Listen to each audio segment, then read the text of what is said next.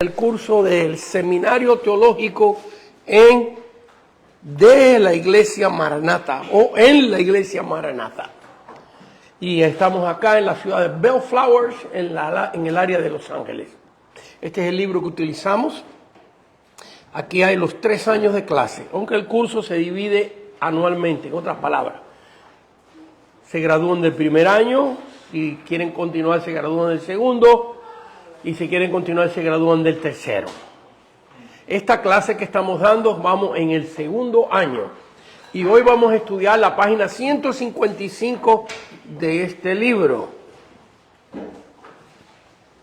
El libro se llama Seminario Teológico Práctico. Esta es la portada, esta es la parte de atrás, y este es el gruesor del libro. Y aquí están todos los tópicos que enseñamos. La persona que usted tenga el libro ya tiene los 3 años de clase. Ahora lo que hay que hacer es estudiarlos, ponerle esmero y estudiarlos. Hoy vamos a estar estudiando la sección de cómo nos llegó la Biblia. Y voy en el libro a pasarle por arribita a toda esta sección, aunque no lo vamos a estudiar en este orden, pero todas estas clases las vamos a estudiar. Esta sesión empieza con los mártires de la iglesia. Y muy interesante esto, pueden ustedes adelantarse y leerlo. La información de los mártires de la iglesia sale de la historia eclesiástica de Eusebio de Cesarea, escrita en el año 325 después de Cristo. Ha llovido mucho de allá para acá. Y este es el libro de Eusebio de Cesarea, el primer libro de historia cristiana escrito. Y de ahí sacamos, él nos da una recopilación de las diferentes personas, cómo murieron en el Imperio Romano, las torturas que le hacían. Y esa clase la vamos a dar en este curso, la última en esta sección. Así que muy interesante eso, porque es increíble cuando uno lee esto, cómo los gobernadores romanos hacían competencia en cada ciudad a ver quién diseñaba una tortura peor para hacer que los cristianos negaran a Cristo.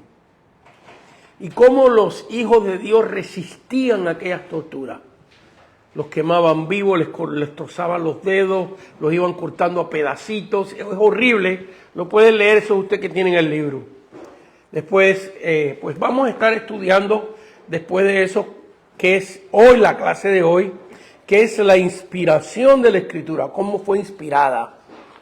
¿Cuántos métodos utilizó Dios? Vamos a estudiar 10 métodos diferentes de cómo Dios utilizó para que este libro llegara a nosotros y fuera la palabra de Dios. 66 libros, 39 en el Antiguo Testamento, 27 en el Nuevo Testamento, 40 escritores diferentes en un espacio de tiempo de 1500 años. Así que desde que Moisés escribió hasta el libro de Apocalipsis, el último libro del Apocalipsis, hay 1500 años. Y hay 40 escritores diferentes, en diferentes etapas, en diferentes tiempos. Y hoy vamos a ver cómo Dios inspiró a estas personas y cómo Dios de diferentes formas que Dios envió para que recibiéramos la palabra de Dios. Así que esa será la sección que estuvimos estudiando. Posiblemente vamos a estudiar 10 clases de esta sección. 5 primero y 5 después. Así que el libro lo puede adquirir en Amazon o en eBay. Otra vez, Seminario Teológico Práctico, la portada, la parte de atrás, y lo puede adquirir en Amazon o en eBay. Muy bien, hoy vamos a empezar la clase en la página 155. Los estudiantes van a necesitar con qué anotar, porque hay cosas frescas y nuevas que quiero darles que no están ahí en la clase.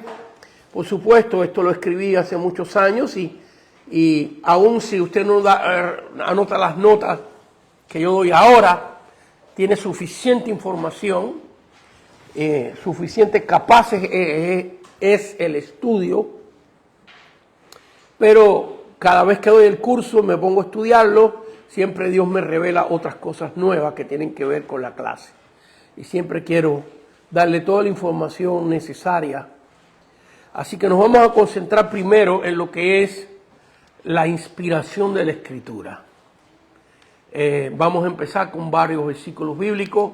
Segunda de Timoteo, capítulo 3, versículo 16. Así que la página 155, ustedes pueden ver ahí, empezando la página, donde dice inspiración de las Escrituras, dos acciones con relación a cómo Dios inspiró las Escrituras o la palabra de Dios.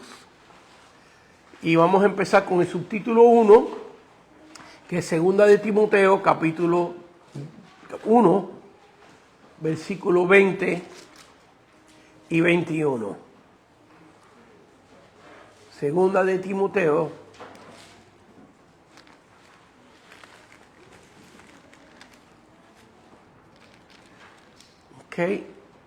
versículo 20 y 21. Perdón, segunda de Timoteo, capítulo 3. Segunda de Timoteo, capítulo 3, versículo 16. Me equivoqué con la cita. Segunda de Timoteo, capítulo 3, versículo 16, lo tiene ahí en su nota. Toda la palabra es inspirada. Ahí está, ahí aparece esa parada, pero la palabra inspirada viene del griego.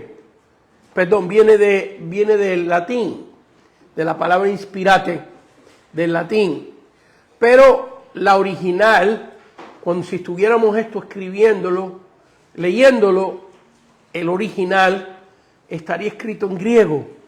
Y vamos a ver en unos segunditos cuál era la palabra griega y qué significaba, ¿verdad? Toda la Escritura es inspirada por Dios y útil para enseñar, para redarguir, para corregir, para instruir en justicia. Así que toda la Escritura es inspirada por Dios. Así que esto nos dice a nosotros quién es el que la inspiró. No la ha inspirado el hombre, sino cuando se refiere a la Biblia, a la palabra de Dios, el que inspira esta Escritura es Dios. Y bueno, vamos a ver esta palabra en griego. Ahí lo tienen en su nota. En griego significa theos nestus. Es una palabra compuesta. Theo significa Dios y nestus significa soplo, soplo de Dios.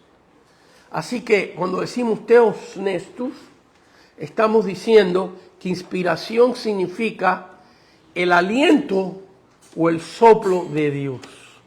Es lo que significa esa palabra. Y en un ratito vamos a entrar en varios versículos, pero si se recuerdan, en Génesis 2, capítulo 7, y creó Dios al hombre del polvo de la tierra y respiró en él aliento de vida. Respiró en su nariz aliento de vida. Entonces vemos aquí que la palabra es lo que sale de las entrañas de Dios. Pero no es un aire que no tiene nada, sino es un aire, un soplo que tiene vida, que trae la vida de Dios. Así que la palabra theos nestus, que la tiene en su nota, viene siendo la palabra en el original aquí, la palabra inspirada, y significa soplo de Dios. ¿Ok? Dios salió del mismo Dios, de su interior, de sus entrañas, de su alma, su aliento de vida. Así que, por ejemplo, si hiciéramos el ejercicio hiciéramos así. Ese aire que salió de ti, salió de tus pulmones, de tus entrañas, de lo más profundo de tu ser. Así que eso es lo que trata Dios de comunicarnos a nosotros. Ahora yo quiero que que estudiemos unos detalles que he estado usando en las predicaciones que he estado ministrando con relación a esto.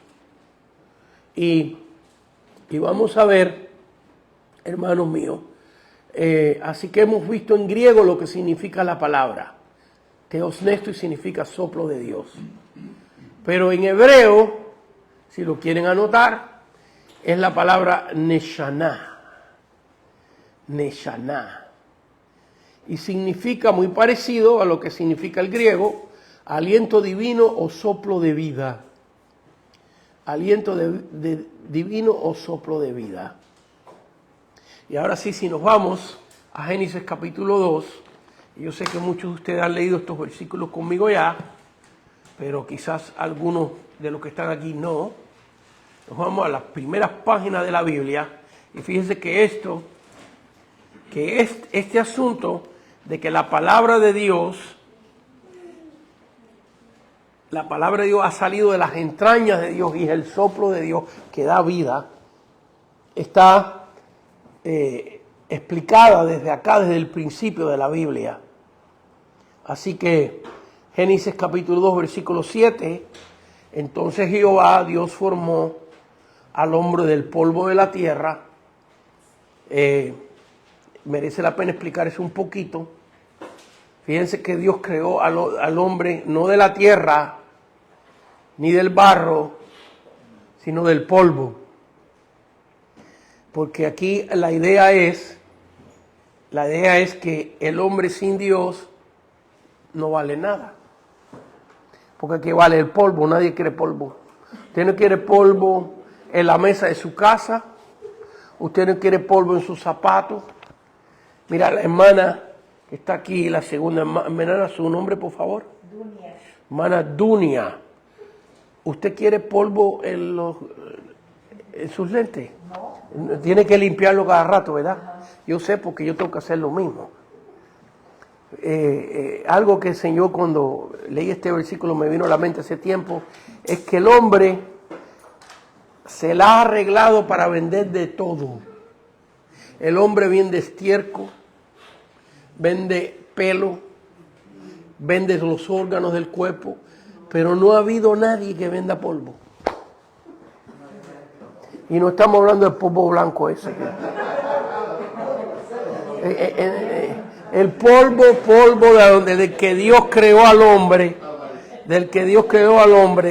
de ese polvo no vale nada. Está en el aire. Si cerramos las puertas aquí en tu rayito de luz, aquí se ven el rayito de luz del polvo. Las amas de casa dicen, pero ¿por dónde se coló el polvo? En la casa. Digo, las buenas amas de casa que limpian bien sus casas. Hay algunas casas esas que usted entra, hermano, y usted puede comer en el piso. Parece que todo está súper limpio. Sin embargo, si usted cierra todo y yendo por una rendijita, rayito, ahí está el polvo. ¿Qué es lo que quiere decir Dios con esto? Que sin Él no valemos nada. Fíjense lo que Dios escogió. Que todavía nadie ha figurado cómo vender polvo. Entonces dice aquí, y Jehová Dios formó al hombre del polvo de la tierra y sopló en su nariz. En inglés hay una palabra específica para esto, es nostrils, fosas nasales. Respiró en su nariz aliento de vida y fue el hombre un ser viviente. Así que antes que Dios le respirara, el hombre no era un ser viviente. Y esta palabra hebrea, Neshaná, también se refiere al espíritu, a la palabra espíritu. Así que le voy a entrar un poquito más ahí porque creo que es importante que entendamos esto. Aunque suene que me voy a ir un poquito del tema, pero no, lo vamos a empatar. ¿Ok? Entonces, por ejemplo, aquí en Génesis capítulo 1, versículo 2, en Génesis capítulo 1, y la tierra estaba desordenada y vacía, y las tinieblas estaban sobre la faz del abismo, y el Espíritu de Dios el Espíritu de Dios se movía sobre las aguas, el Espíritu de Dios. La palabra hebrea, algunas versiones la tienen diferente, una es Neshaná Elohim, que significa aliento de Dios. O la otra palabra hebrea, si la quieren anotar, es Rauch, R-A-U-C-H, R-A-U-C-H, Rauch Elohim, Espíritu de Dios. Así que el término en hebreo de Neshaná y Rauch también se traduce como inspirado, como soplo de Dios. Y lo que trata Dios de decirnos, que esta palabra es lo más íntimo que Él tiene, que ha salido de sus sentimientos, que ha salido de sus entrañas, que cada palabra aquí está escogida por Dios. Ahora nos vamos a ir a 1 Corintios 2:11, y de este versículo he estado últimamente predicando bastante porque es un tema que mucha gente tiene confusión con él. En otras palabras, que cuando leen en la Biblia acerca del espíritu del hombre y el espíritu de Dios se confunden. Piensa que es la misma cosa, pero no es la misma cosa. 1 Corintios 2:11, y esto tiene que ver con la inspiración de la Escritura. Porque ¿quién de los hombres, están conmigo ahí? ¿Quién de los hombres sabe las cosas del hombre sino el espíritu del hombre que está en él? Noten que ahí la palabra espíritu está en minúscula, ¿lo ven? Sino que el espíritu del hombre. ¿De qué espíritu está hablando? El hombre. ¿Y dónde es que está? ¿Qué dice? ¿Qué dice? Dígame qué dice. ¿Qué dice el versículo? El espíritu del hombre que está en él. ¿Y nada más que uno? Yo necesito saber que ustedes están aprendiéndolo también, no nada más uno. A ver, ¿dónde es que está? En él. Ah, ok, ahí está. Entonces hay un espíritu que todo hombre tiene. ¿Por qué no dice el espíritu del cristiano que está en él? Sino el espíritu del hombre que está en él. Así también nadie conoció las cosas de Dios, sino el espíritu de Dios. Y aquí espíritu es en mayúscula, ¿lo ven? Vaya que la Biblia, esta palabra que está inspirada por Dios, que ha salido de las entrañas de Dios, que Dios, los hombres que escogieron, vamos a leerlo un poquitito, más adelante, los hombres que escribieron fueron inspirados por Dios y no escribieron de su voluntad. Cada palabra que escribieron fue una palabra revelada por Dios. En este versículo Dios nos está diciendo que hay tal cosa como el espíritu humano y como el espíritu de Dios. Y que son dos cosas diferentes. Así que nos enseña aquí que el espíritu humano está dentro de él. Pero fíjese que no necesariamente el espíritu de Dios está dentro de él. Porque para tener el espíritu de Dios hay que aceptar a Cristo y entonces el hombre recibe el espíritu de Dios. Entonces todo ser humano que no acepta a Cristo tiene un espíritu humano, pero vacío. Porque el espíritu que toda persona tiene, que es espíritu humano, es un espacio que Dios creó en todo ser humano para él habitar, para él vivir. Dios es espíritu y vive en el área de nuestra vida que es espíritu. Y por eso el hombre que no tiene el espíritu de Dios dentro de su espíritu siempre se siente vacío. y no importa qué logre. Yo he conocido hombres que se casan con una mujer preciosa, pero no les satisface eso. Tienen que tener 3 o 4 más. Y siempre vacío. Y gente que se creen que cuando tengan una carrera ya se van a sentir satisfechos. No. Hay contentamiento, hay alegría porque es un logro humano. Muchas de esas carreras con la ayuda de Dios. Pero con todo eso se sienten vacíos. Con dinero. Ejemplos que todos conocen: Elvis Presley, Marilyn Monroe. Gente más hermosa que esa ya no se puede. Más famosas que ellos tampoco. Con más dinero que ellos tampoco. Sin embargo, los dos murieron de overdosis de droga. ¿Por qué? Porque estaban vacíos. Se sentían vacíos por dentro. Entonces, todo ser humano tiene un espíritu. Y ese espíritu solamente se llena cuando Dios entra ahí. El diablo, nadie puede posesionar en el hombre lo que es el espíritu del hombre. Nadie. Es el lugar único de la morada de Dios. Hay un ejemplo bíblico de eso en el Antiguo Testamento, donde Dios habitaba en el templo, en el lugar santísimo. Ahí estaba la Shekinah, la presencia, precisamente el soplo de Dios. El soplo de Dios, la inspiración de Dios, la esencia, la Shekinah de Dios. Entonces, Dios paseaba en el lugar santo, Dios se movía en cualquier lugar porque es omnipresente, pero su morada era en el lugar santísimo. Así que todos nosotros y todo ser que nace, no importa qué endemoniado esté, tiene adentro todavía un lugar santísimo, pero vacío. Porque para que el lugar santísimo Dios habitara, no podía estar vacío. Tenía que tener el arca del pacto.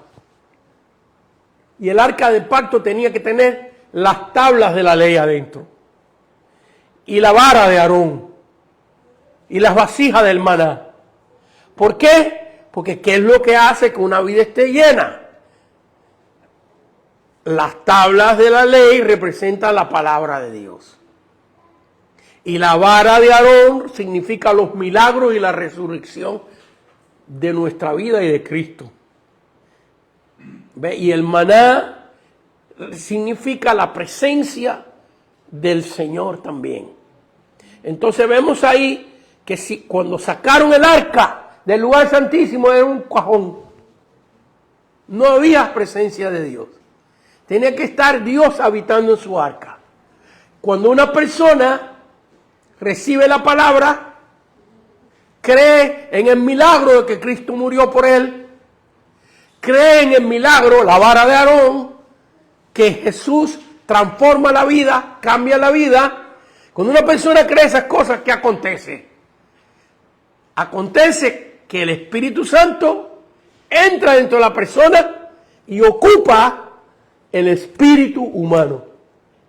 Y eso, por eso la Biblia le llama nuevo nacimiento. ¿Se recuerdan de eso? Cuando Jesús se lo dijo a Nicodemo, y Nicodemo dijo, ¿cómo un hombre ya mayor puede entrar en vientre de su madre y nacer otra vez? Y el Señor dijo, no, lo que es de la carne, carne, eso es un nacimiento de la carne, ya tú tienes ese nacimiento. Pero lo que es del espíritu, espíritu es, tú tienes un espíritu, ¿ves? Y lo que le trata de enseñar Jesús a Nicodemo es que si él cree en él como el Mesías, entonces su espíritu va a ser lleno del Espíritu de Dios. No tengo tiempo para meterme ahí en los versículos de Nicodemo, pero ese es lo que Jesús trata de hablarle, al decirle que tienes que nacer de nuevo. Está dirigido a él. En otras palabras, estás lleno de religión, Nicodemo. Estás lleno de conocimiento, pero tu espíritu está vacío. Porque para que tu espíritu esté lleno, y entonces le da una cita bíblica del libro de Deuteronomio capítulo 21, le dice, así como Moisés recibió subió la serpiente en un asta en el Antiguo Testamento, así el Hijo de Dios tiene que ser levantado para que todo aquel que cree en Él no se pierda, mas tenga vida eterna. Entonces vemos ahí la conexión. A ver, una ilustración, algo que ilustra muy bien esto. ¿Cuántos de ustedes han visto algún documental o han estudiado un poquito cómo una mujer concibe? Ustedes saben que para que una mujer conciba, no solamente es que tenga intimidad, sino tiene que haber un milagro muy grande. Que en el momento de la intimidad, el esperma del hombre, que echa muchísimos, así se ven los documentales como gusarapitos, millones de ellos, y el óvulo de la mujer que es como una pelotita, como un globo, pero el esperma del hombre, de millones que echa el hombre en cada intimidad, uno solamente, en algunos casos dos, y salen mellizos, ¿verdad? Uno solamente entra y rompe el óvulo de la mujer, y una vez que el esperma del hombre, la semilla del hombre, entra dentro del óvulo, concibe inmediatamente. Ese es el milagro de concepción. Cuando los espermas del hombre no tienen suficiente fuerza, esto viene como un globo, chocan y no pueden penetrar. Y nunca puede haber concepción. Yo puedo ilustrar eso como la persona que llega a un culto y oye la palabra, siente la presencia de Dios y el Espíritu quiere entrar. ¿Ves? Pero no lo deja. Entonces no hay concepción. Pero en el momento que la persona acepta a Cristo como su Señor y Salvador, acontece un milagro. El Espíritu de Dios, que es diferente al espíritu humano, vamos a decir que el Espíritu de Dios viene siendo la semilla del hombre y el Espíritu del hombre viene siendo como el óvulo de la mujer. Cuando el Espíritu de Dios entra dentro del Espíritu del hombre, entonces acontece un nuevo nacimiento. También Dios le llama a esa experiencia de diferentes maneras. Le llama nuevo nacimiento, le llama bautismo del Espíritu Santo y le llama también llenura del Espíritu Santo. Así que, ¿qué cosa es una cosa llena? ¿Una cosa llena es media llena? ¿Es casi llena?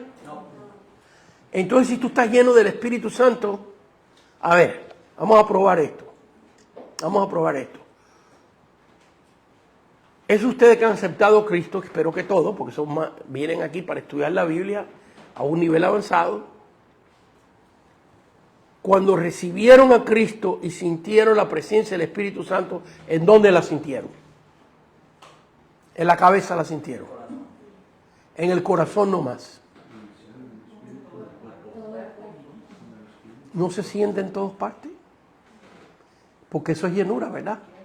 Vaya, si te sientes en la cabeza nada más, no estás lleno. Si lo sientes en el corazón, yo sé que la Biblia dice, nos habla del corazón, pero el corazón es un término general, porque el corazón es un músculo. Cuando dice corazón se refiere a tu ser, a todo tu ser, a todo tu sentimiento.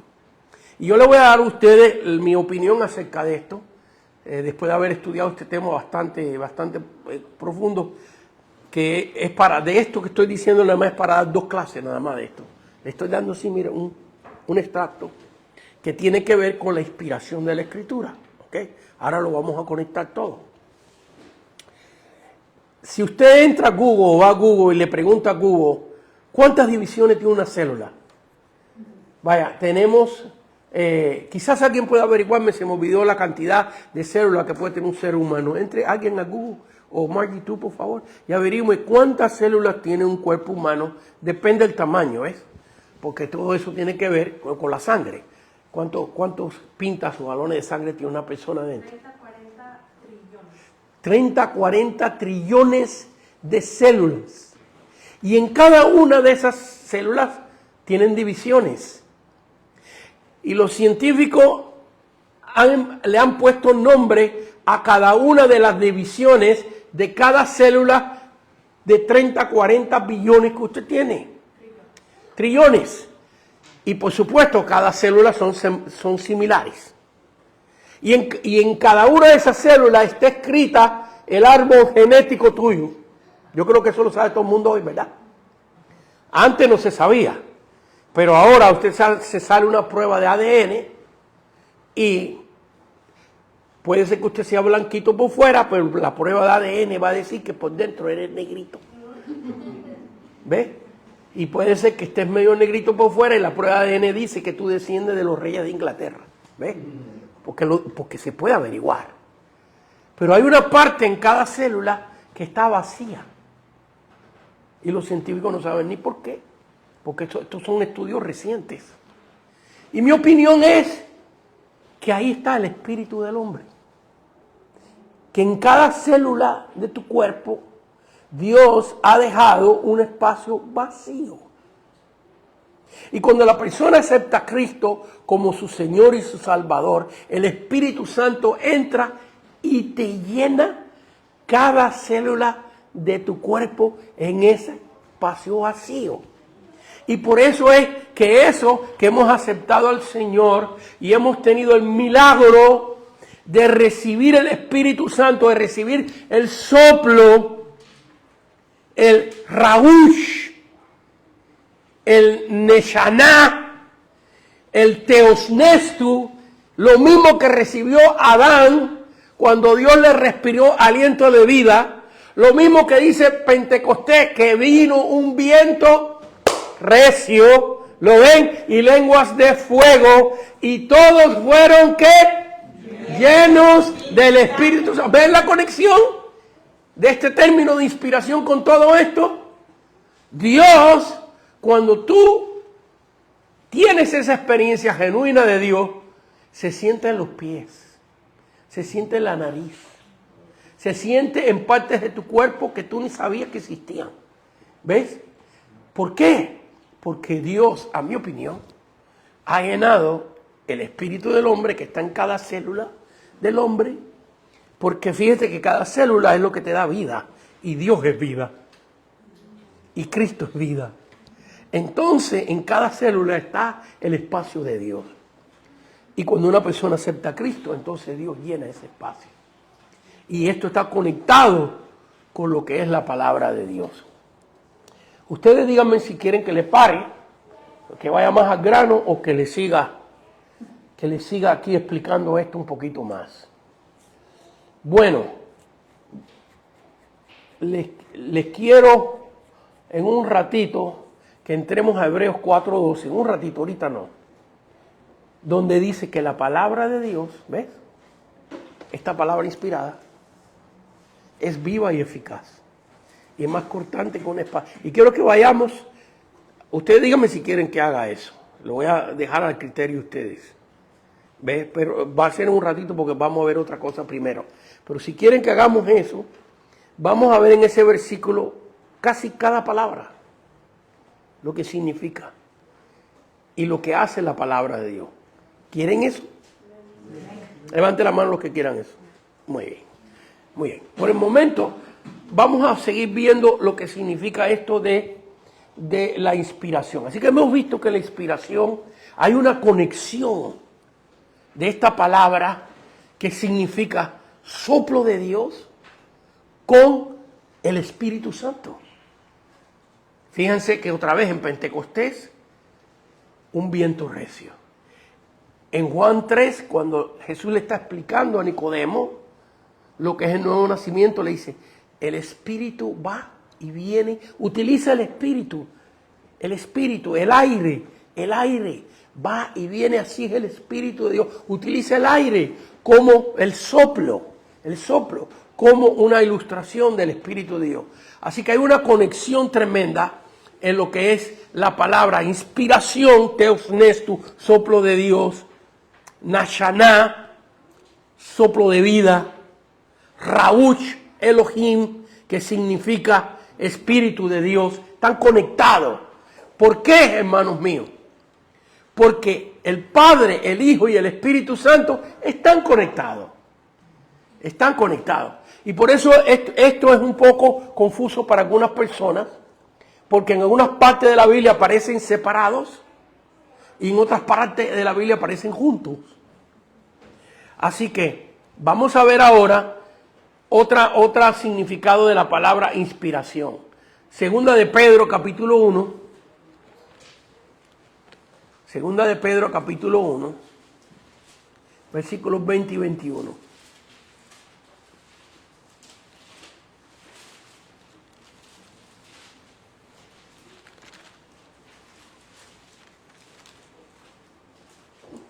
Segunda de Pedro, capítulo 1, versículos 20 y 21. Noten. Entendiendo primero esto. ¡Wow! Vaya que esto es una de las cosas primeras que Dios quiere que entendamos. Porque si la persona no entiende esto, siempre va a dudar de la palabra de Dios. La persona que no entiende este principio, es más que quizás muchos de nosotros no aceptamos a Cristo porque no entendemos esto que nos va a decir aquí la Biblia. Noten. Entendiendo primero esto, que ninguna profecía de la Escritura es de interpretación privada, porque nunca la profecía, aquí está hablando, la profecía es la palabra de Dios, porque nunca la profecía, la palabra de Dios, fue traída por voluntad humana.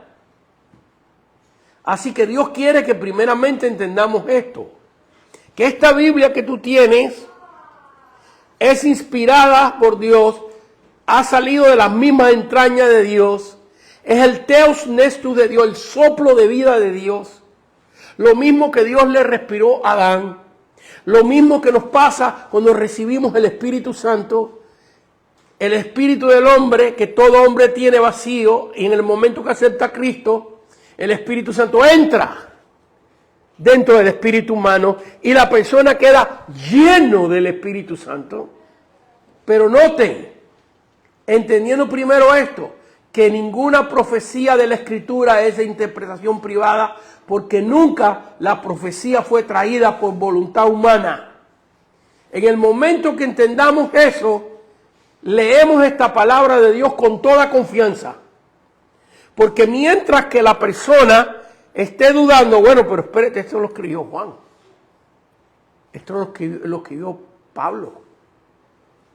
Y nosotros sabemos definitivamente que Pablo tenía errores y que a Juan le llamaba los hijos del trueno.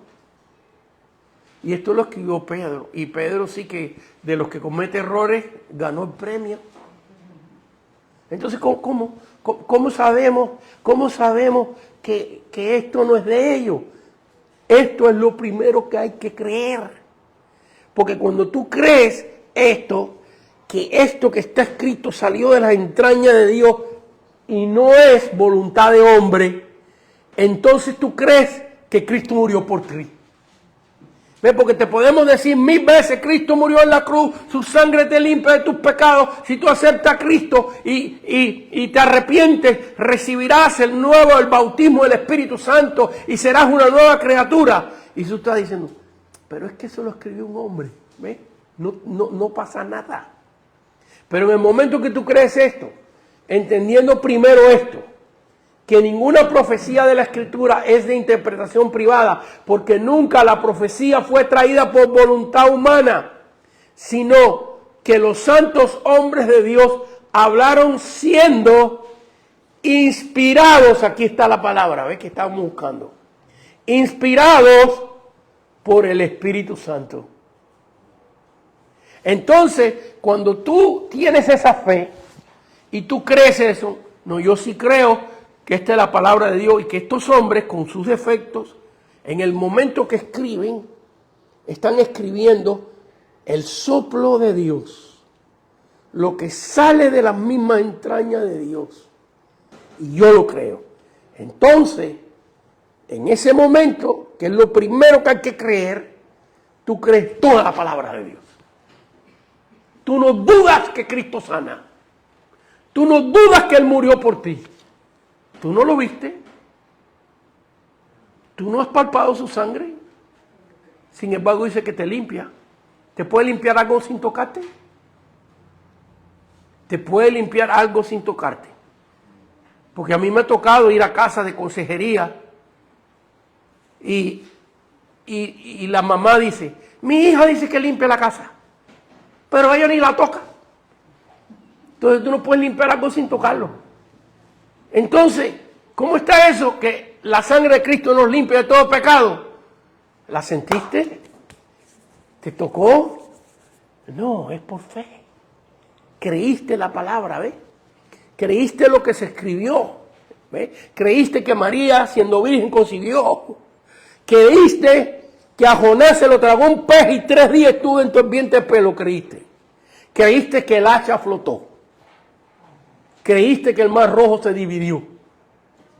Creíste que, bueno, crees toda la palabra. Pero si tú no crees este principio, lees la palabra en duda. ¿Y cuál es este principio?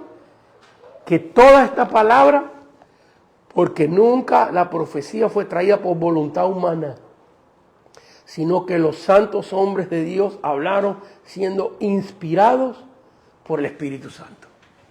Pero aquí la palabra inspirado, esto lo tienen en su nota, esto no lo tienen que escribir. Si vamos al subtítulo 2, estamos en Números Romanos 5, subtítulo 2. Inspirado, esta palabra aquí es diferente a la palabra inspirada en 2 de Timoteo 3:16, que ahí es Theos Nesto, soplo de Dios. Pero aquí la palabra inspirado sale del griego que significa fero. Diga conmigo fero. Diga conmigo Theos Nestus. Teo es Dios. Diga conmigo eso. Teo es Dios en griego. Nestus, soplo, aliento. Pero aquí la palabra es fero, que significa salió de Dios, significa llevar. Esto es muy importante, porque esto tiene otra acción. Así que aquí la palabra inspirada significa llevar. Dios llevó. Cuando dice aquí, porque dice aquí, sino que los hombres de Dios hablaron siendo la palabra, Dios la llevó. ¿Ves? Inspirado ahí significa Dios la llevó. Por el Espíritu Santo. Dios llevó su palabra a través del Espíritu Santo. Hizo un fero. Salió de Dios, esto es inspirate o soplo. Aliento de Dios. Pero también fero, que significa llevó, o sea, no la tiró a ver quién la recogía, sino se encargó de llevarla a siervos seleccionados fieles. Así que cuando estamos hablando de la palabra, y fíjate que lo mismo pasa cuando tú estás oyendo un mensaje, o estás en una clase así, y tu corazón está disponible para recibir la enseñanza de Dios, el Espíritu Santo lleva a ti la revelación de Dios.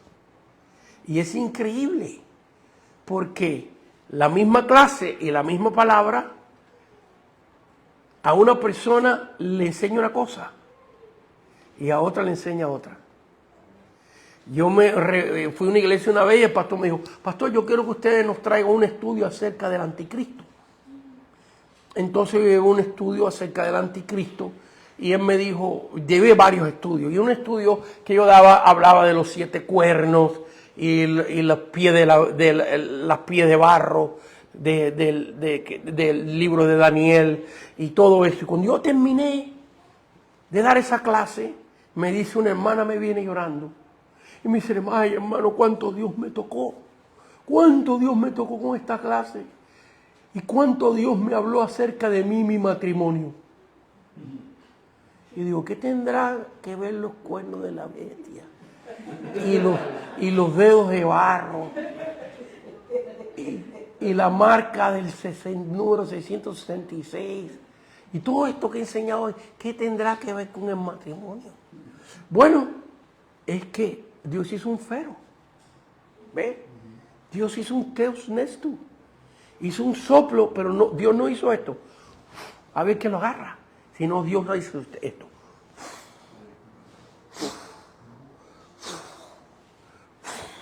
A cada uno.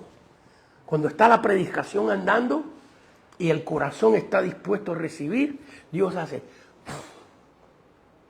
el soplo de Dios se dirige a ti. ¿Ves? Y hay una persona ahí que está diciendo, qué aburrido está esto. Esa hermana que está delante, yo la he visto. Ay, cómo ha engordado esa mujer. Y ahí está. ¿Ves? ¿Ves? Y hay una persona que está a su lado, en el mismo culto, en el mismo mensaje. Y la persona está, gracias Señor, recibo de ti, ¿eh?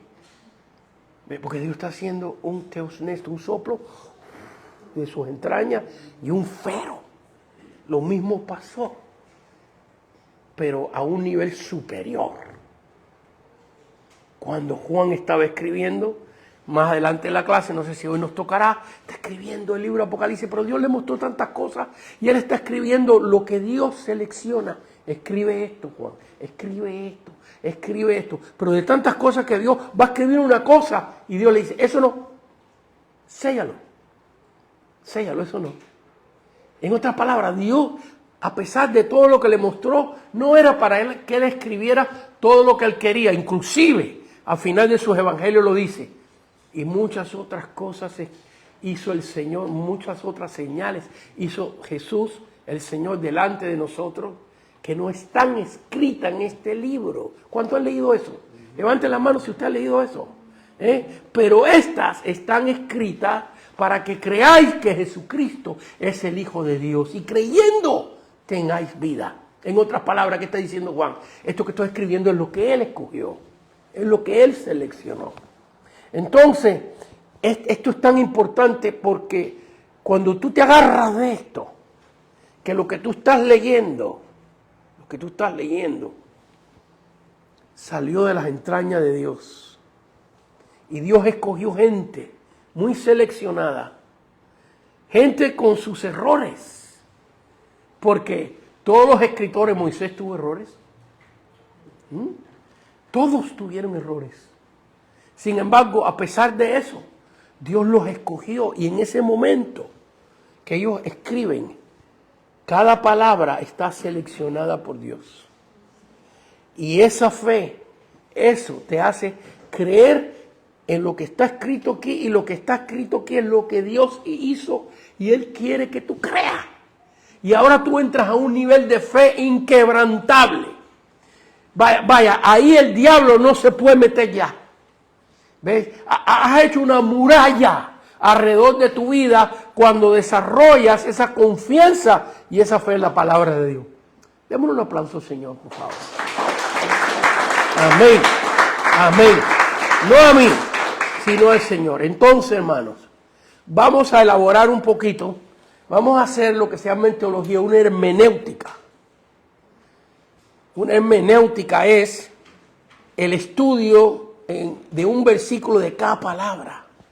¿De qué significa? Que tiene que ver con este tema. Y nos vamos a ir a Hebreos capítulo 4. Hebreos capítulo 4. Y como yo quiero esta sección del curso darla lo más detallada que pueda, y quiero que lo hagamos en 10 clases. 5, nos agarramos 2 semanas de break y 5 más. Porque esto es muy importante. Pues vamos a estar profundizando lo más que podamos. ¿Ok? Así que vamos a hacerle una hermenéutica a Hebreos capítulo 4. Y después, si nos queda tiempo, seguiremos en la página 55 otra vez. 155 otra vez. Miren lo que dice este versículo bíblico que lo hemos oído tantas veces. Pero no siempre lo explican como lo... Hay gente que lo explica mejor que lo que yo le voy a explicar. No quiero que suene esto como que yo soy aquí el que se la sabe toda, ¿no? No. Yo se la voy a explicar con lo que Dios me ha dado a mí. pero hay gente que estoy seguro que lo puede hacer mejor que yo. Pero no están aquí. Y Dios me ha puesto aquí con ustedes. Así que tienen que comer. Esto es como la cocina que comida mamá. La comida que cocina mamá. Esto es como eso. ¿Ves? La tienes que comer. ¿Ves? Porque alguien diría, yo quiero McDonald's, pero tú no estás en McDonald's.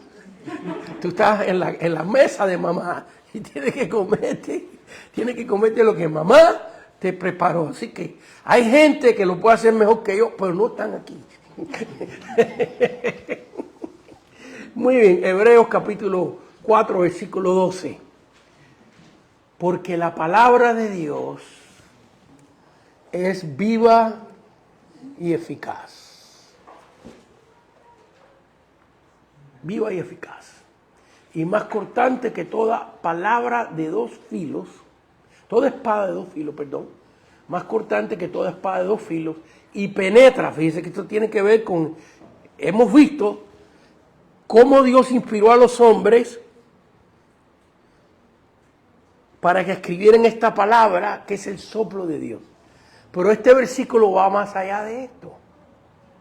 Este versículo nos dice qué hace esto que es inspirado cuando tú lo lees. ¿Cuál es la acción de esta palabra? Este versículo. Y ahí está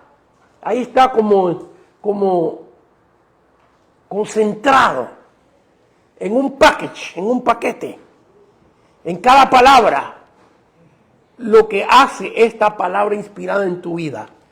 Y nosotros somos testigos de eso porque lo hemos vivido. ¿Ok? Porque la palabra de Dios es viva y eficaz y más cortante que toda espada de dos filos y penetra hasta partir el alma y el espíritu, las coyunturas y los tuétanos, y discierne los pensamientos y las intenciones del corazón.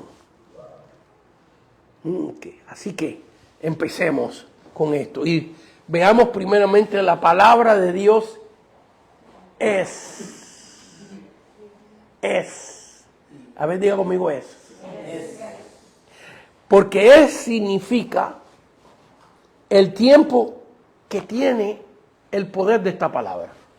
Al decir es, si hubiera dicho la palabra de Dios fue o será, es algo para adquirir o algo que pasó. Pero al decir es, lo pone en un presente indefinido. Está en un presente indefinido. Recuerden que esto no está en sus notas, pero es extra para los que lo quieran anotar. ¿Qué quiere decir esto?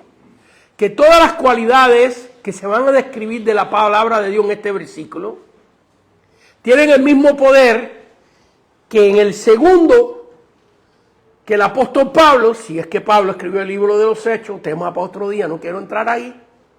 Cuando Pablo lo escribió, yo creo que fue Pablo, muy bien, quizás esté equivocado, pero bueno, cuando Pablo lo escribió, el poder que nos dice aquí que tiene esta palabra, ese mismo poder lo tuvo 100 años después y 1000 años después y 2000 años después para nosotros hoy. Significa que cuando tú lees esto es para ti. Y si Cristo se demora 100 años más, es para ellos también. Fíjense el valor que tiene una sola palabrita. Por ejemplo, pensemos en algo con mucho poder. Pensemos en las dos bombas nucleares, atómicas, echadas en Hiroshima y Nagasaki en la Segunda Guerra Mundial, que mataron a mínimo 250,000 personas de un bombazo. Pero fíjense que con el tiempo que pasó, eso tan poderoso perdió su poder. Ya no tiene poder. Lo tuvo y por mucho tiempo después, todas esas fuerzas radiales, la gente seguía muriendo después de años, pero Nagasaki es una ciudad, Hiroshima es una gran ciudad, son grandes ciudades hoy en día, y allí vive la gente. Y ya no se mueren de eso. Perdió el poder. Pero la palabra de Dios, con todos los calificativos que vienen aquí, no ha perdido su poder. Es. Por eso es lo primero que tenemos que ver en ese versículo, que todo lo que va a describir sigue y seguirá por los siglos de los siglos. Porque la palabra de Dios, y al decir de Dios, nos está dando propiedad. La palabra de implica propiedad. No es tu palabra. No es la palabra de la iglesia. Nadie es dueño de esto. El dueño de esto es Dios. Es la herencia de toda la raza humana. Es para ti. Es lo que Dios nos ha dejado. Así que primero, tiempo. Segundo, propiedad. ¿Quién es el dueño? Porque la palabra de, fíjense, estas palabritas de 2 letritas, lo que significa propiedad. Es viva. Y todo lo que tiene vida produce. Qué bueno fuera si tu carro pudiera parir otro carro. ¿Puesto a pensar? Todo lo que el hombre inventa no tiene vida. ¿Usted se imagina eso? Sin embargo, una semilla, usted la siembra. Usted siembra una semilla de sandía y te da una enredadera con 20 o hasta 100 sandías. Es una semillita así, porque tiene vida. Y dentro de ese cascaroncito está cuidado o recogido la potencia de lo que es sandía. Y cuando brote el árbol y cuando dé fruto, no va a dar guayabas, va a dar sandía. Y todo lo que Dios ha creado produce vida. Sin embargo, todo lo que el hombre produce, ¿usted se imagina? ¿Por qué no hacemos una cosa? ¿Por qué no ponemos un billete de $100 ahí y lo oramos con fe para ver si se multiplica? ¿Ves? Porque es una creación del hombre. Es una creación del hombre. Entonces, ¿qué nos está diciendo Dios? Nos está diciendo Dios que no existe un libro que tenga vida. Este es el único. Y por eso es que produce vida.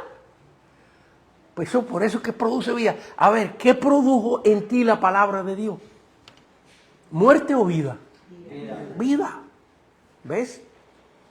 Entonces, no quiero que suene esto mal acerca de las demás libros y escrituras, porque a mí me encanta leer, y lo leo, y te educa, y te enseña, y te da lógica, y te da entendimiento, y te da habilidad, y te da experiencia, y te da de todo lo que tú quieras, pero vida no te puede dar. Vida solo te la puede dar Dios. Y Dios ha permitido que esto dé vida. Y ponte a analizar esto, porque ¿qué cosa es esto? Papel. ¿Y qué es esto? Tinta. ¿Y qué son estas letras? Estas mismas letras regadas, que no estén compuestas con las ideas de Dios, usted las escribe usted misma, ve, a la revés, al derecho, como quiera, y no va a dar vida. Sin embargo, esto, que tú te comes el papel, no te da vida. Si tú agarras la tinta con que se hizo esta Biblia y las hojas con que se hizo la Biblia y las pones ahí, y tú dices, dame vida, no te da vida. Pero, como esto expresa el soplo de Dios, las entrañas de Dios, al tú leerlo, recibes vida. Y si una persona lo lee con fe, es imposible que no reciba vida. Entonces, fíjense, significa el tiempo del poder. Significa el propietario. Aquí ya les estoy enseñando las técnicas, eso de ustedes que agarraron cómo preparamos mensajes. Levanten la mano los que agarraron esa parte del curso ya. Levanten la mano. Mire, varios de ustedes ya están viendo, ya les estoy enseñando a ustedes cómo se prepara un mensaje. Pero fíjense que no es fácil, ¿verdad? Estudiar cada palabra. meterse en los diccionarios bíblicos. Ahora qué bendición es agarrar San Google y decirle, ¿qué significa la palabra vida en el idioma hebreo? ¿Ves? Facilito, ¿eh? Antes, cuando yo tenía que estudiar, tenía que poner un libro que tradujera el hebreo, uno al griego, una concordancia bíblica, un diccionario bíblico, los comentarios y así. Todo mi escritorio. Ahí los tengo todos en mi shelf, en mi andamio. Y ahora con esto le pregunto y voy haciendo notas. Así que no se crean que yo sé tanto hebreo ni griego. Todo lo que le he enseñado hoy, de aquí lo saqué. Entonces, sigamos acá. ¿Ok? Es viva. Es viva, es eterna, es inmortal. No pasa de moda. No pierde su naturaleza. Y es eficaz. ¿Qué significa la palabra eficaz? Aquí va el significado, si lo quieren. Se dirige, algo eficaz, se dirige al problema, a la dificultad, a la circunstancia con éxito. Si hay un problema y alguien trata de resolverlo y no se resuelve, no es eficaz. Algo eficaz significa que resuelve el problema. ¿Ves? Lo encuentra, algo eficaz, encuentra la situación difícil, encuentra el problema y lo resuelve. Por eso es, y fíjense que los términos que vienen más adelante, empieza a profundizar más la Biblia en esto. Porque, por ejemplo, a cada uno de nosotros la palabra de Dios nos hace un efecto diferente. Porque no todas las personas que se entregan a Cristo son adúlteras. No todos son idólatras. No todos son egoístas. No todos son mentirosos. Casi todos, pero no todos. No todos chismosos. Ajá. ¿Qué estoy diciendo yo? Que cuando tú recibes el teos nesto, el soplo de Dios, la palabra de Dios, el efecto, la naturaleza de Dios que se graba en los principios, en las ideas de Dios, porque ni la tinta ni el papel tiene poder. Lo que tiene poder son las ideas de Dios impregnadas en la palabra, y cuando tú las lees y entran en ti, producen vida. Pero van a resolver el problema tuyo. ¿Ves? Entonces, si un hombre no es mujeriego, sino que le gustan los juegos, los vicios, la palabra de Dios entra en él para resolver eso, para tratar con eso. Eso es lo que significa eficaz. Es como una buena medicina, como pudiéramos decir, como cuando hay una infección y te ponen un antibiótico, ¿ves? Y te ayuda. El antibiótico no hace que la nariz te crezca, ¿verdad que no? El antibiótico no hace que los ojos te pongan azules, no te hace eso. Porque la eficacia del antibiótico es buscar las bacterias de la infección y matarlas. O ayudar a tu cuerpo que la mate, que es lo que verdaderamente hace. Fortalece a tus células para que tu propio cuerpo mate la infección. Porque ninguna antibiótico mata infecciones. Lo que hace es ayudar a tu cuerpo para que tu cuerpo la mate. Pero sin esa ayuda, es como si tú, por ejemplo, ¿qué ejemplo te puedo dar? Te caes y te lastimas el tobillo. Entonces ahora tú necesitas una muleta para ayudarte a caminar. El que está caminando eres tú. Tú tiras las muletas ahí y no caminan. ¿Ves? Pero tú te pones la muleta y te ayuda a ti a caminar. Entonces eso es lo que hace todas las medicinas. Ninguna medicina sana. Lo que hace la medicina es ir a la parte de tu cuerpo, fortalece la parte de tu cuerpo y tu propio cuerpo te sana. Y por eso es que hay una medicina que a una persona le asiente y a la otra persona es alérgica. ¿Ves? Eso es lo que pasa. Entonces vemos aquí que la palabra de Dios es entonces eficaz. La Biblia te está describiendo que cuando tú recibes esta palabra, y fíjense qué eficacia es, que muchos de nosotros por mucho tiempo nos hablaron, nos invitaron, para ir a la iglesia y no íbamos. Pero cuando llegamos, no necesariamente llegamos con toda la fe del mundo, con todas las ganas de entregarnos. Nos sentamos ahí y cuando nos sentamos ahí empezamos a oír la palabra. La palabra empezó a penetrar y a penetrar y a penetrar y llegar al área de tu necesidad. ¿Cuál era tu necesidad? Falta de fe, etcétera. Se dirigió exactamente hacia el problema. Eso es lo que significa eficacia. ¿Ok? Se dirige al problema con éxito, lo encuentra y lo resuelve. ¿Ok? Penetra hasta el alma y el espíritu. ¿Hasta dónde penetra? Y nadie puede entrar ahí. Nadie puede entrar ahí. Al alma y al espíritu solamente puede entrar Dios. ¿Y por qué tiene que entrar al alma? Porque el alma, el diablo, déjame aclarar esto. Cuando me estaba diciendo nadie puede entrar ahí, no me estoy refiriendo a seres humanos. Pero el enemigo sí puede entrar al alma, pero nunca al espíritu. Al espíritu solo Dios. Pero en el alma están los sentimientos, las reacciones. Y el enemigo no puede entrar ahí a no ser que tú lo dejes. Porque el alma le pertenece a Dios. Es una propiedad de Dios.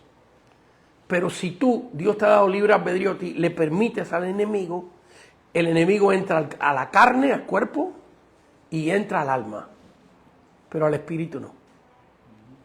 Y un ejemplo de eso es, por ejemplo, Marcos capítulo 5, cuando vemos la parábola del endemoniado, y Jesús llega a Gadara, y el hombre se supone que haya tenido miles de demonios. Sin embargo, Jesús no lo va a buscar. Si usted lee con cuidado, Marcos capítulo 5, creo que el versículo 6, 7, por ahí está. ¿Ok? Si alguien lo encuentra, lo quiere leer en alta voz, está bien. La Biblia dice bien claro que el endemoniado viene corriendo hacia Cristo. El diablo no pudo impedir que viniera Cristo. Aunque tenía el alma posesionada, la carne posesionada, pero todavía había algo dentro de él que pertenecía a Dios. Su espíritu, el espíritu humano que hemos leído. Y cuando llegó a los pies de Jesús, ¿qué dice la Biblia? Cayó de rodillas delante del Señor. Y ese día el endemoniado quedó libre. Quedó libre. ¿Por qué? Por lo que hemos estado estudiando con referencia al poder de la palabra, la inspiración de la palabra. Porque ¿dónde es que entra la palabra? El Espíritu Santo mete la palabra de Dios dentro de tu espíritu. Entonces, el enemigo había posesionado el alma y la carne de este endemoniado, pero el espíritu no lo puede, solo Dios lo puede posesionar. Entonces, por eso la Biblia dice aquí que la palabra de Dios es viva y eficaz, más cortante que toda palabra de dos filos y penetra hasta partir el alma y el espíritu. Primero, esta idea. ¿Por qué el alma? Porque ahí es donde está la contaminación del enemigo. ¿Ves? En los sentimientos, en las reacciones, en las memorias. Y ahí entra la palabra de Dios y la presencia de Dios y el Espíritu Santo para limpiar el alma y posesionar el espíritu. Pero ¿qué dice que va a ser la palabra de Dios? Aquí hay algo muy interesante. Noten que dice que va a ¿qué? ¿Qué dice? ¿Qué dice? ¿Qué dice ahí? ¿A qué dice? Léalo porque es importante. Penetra hasta... ¿Qué dice? Otra vez, con fuerza. Otra vez, 3, 4, no todos.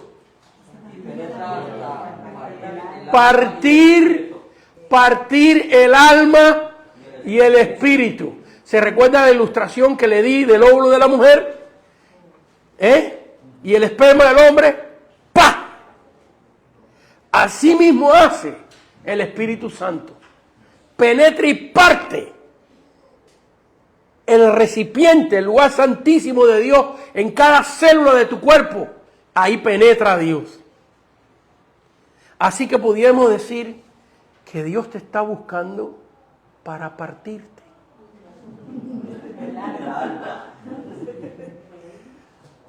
Porque no existe algo más profundo que te partan el alma y que te partan el espíritu. ¿Qué es lo que quiere decir la Biblia? Que Dios penetra en lo invisible. Porque ¿quién ve un alma? Aun cuando las personas se mueren, la ciencia ha visto que el cuerpo pesa menos, que algo salió del cuerpo. Y dicen que se le fue el alma. Bueno, exactamente. Porque en el más allá solo vive el alma y el espíritu. El cuerpo, este cuerpo no vive allá. Entonces lo que hay allá es un cuerpo y un alma espiritual. Porque somos eternos. Eternos en el alma y eternos en el espíritu. Entonces, por eso es, bueno, ya me iba para otro lado, me iba a demorar más por otra parte. Dice aquí que penetra hasta el alma y el espíritu, hasta partirla. Por eso es que la persona cambia su vocabulario. Por eso es que muchas personas, como Pedro cuando negó al Señor, que lloró amargamente, le partió el alma y el espíritu, el Señor. Y por eso es que cuando nos convertimos al Señor y nos confrontamos con nuestro pecado y las cosas malas que hemos hecho, a mí me ha tocado ver a hombres que los conocí antes de entregarse a Cristo, que ellos se creían que eran Pancho Villa, Emiliano Zapata. ¿Ve? Superman. Y los he visto triturados en un altar, de rodillas, llorando como niños. Lo que nunca habían hecho, no habían llorado cuando se murió su papá, en un caso que me acuerdo. Y cuando lo vi, tirado, un mexicano grandísimo que usaba sombrero, con hebilla, con botas y malo, gente mala. Gente que había cuchillado, gente mala.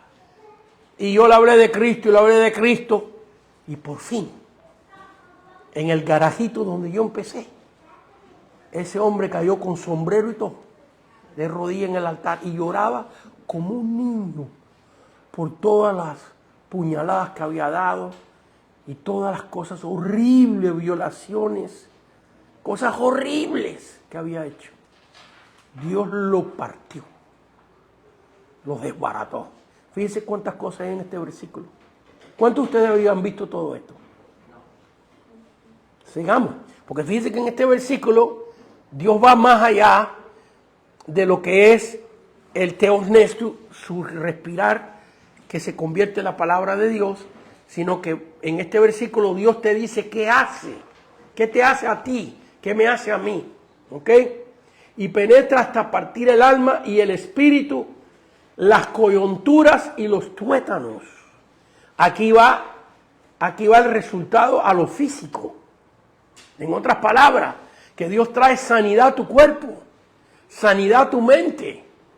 Dios entra en la parte física más profunda del ser humano y trae bendición, sanidad, alegría, gozo. Porque la alegría y el gozo del Espíritu se refleja en tu carne. ¿Ves? En tu carne. ¿O no has visto, no le ha tocado a usted conocer personas que dicen, y la persona le dice, sí, yo estoy muy contenta. Yo estoy alegre. ¿Ves? No, la persona que está alegre se manifiesta. Por eso el eunuco, cuando se bautizó y recibió al Señor, salió de las aguas gozoso, alegre. Hay un bautismo de gozo, de alegría cuando recibimos al Señor. En otras palabras, que la palabra de Dios que entra, que es viva y eficaz, hace una obra en lo físico. Y luego dice, y discierne los pensamientos y las intenciones del corazón. Así que Dios cambia tu forma de pensar. Yo tuve personas en la iglesia que fueron pandilleros, hermanos que congregaban, que uno era de una pandilla y otro era de otra, y fueron enemigos a muerte, y se convirtieron, y allí estaban en nuestra iglesia. Uno de ellos llegó a ser diácono de la iglesia, y el que había sido su enemigo ahora era su hermano en Cristo, y se hablaban y se llevaban de lo mejor. ¿Qué hizo Dios? Limpió su mente, limpió sus sentimientos.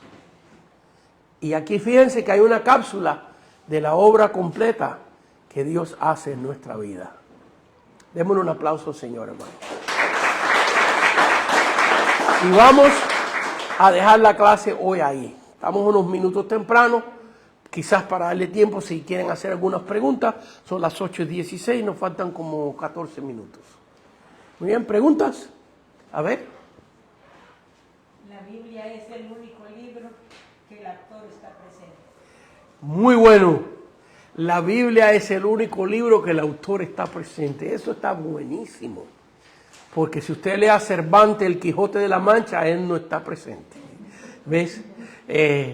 Si usted lee la biografía de Benito Juárez, él no está presente. Pero si usted lee un capítulo de la Biblia, el Espíritu Santo, Cristo, el Padre, el Hijo y el Espíritu Santo se hacen presentes y hasta te hablan y hasta lo sientes. Muy bueno, hermana. Muy buena aportación.